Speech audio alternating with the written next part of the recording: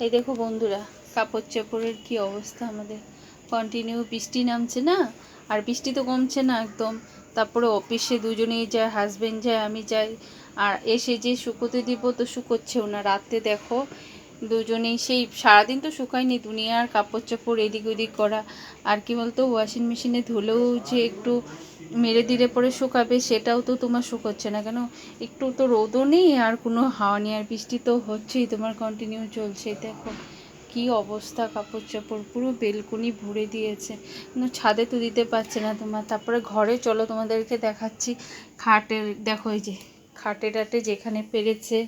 তারপরে আবার সে হাজবেন্ড কী করেছে, একটু যে শুকনো শুকনো ছিল সেটাকে আবার সোফার মধ্যে দিয়ে দিয়েছে। দেখো মানে হালকা একটা যে ভেজা আছে সেটাকে দিয়ে দিয়েছে। তো তোমরা বর্ষাকালে কাপড় চোপড় কি আমাদের মতোই শুকাও? অবশ্যই কমেন্ট করে জানাবে।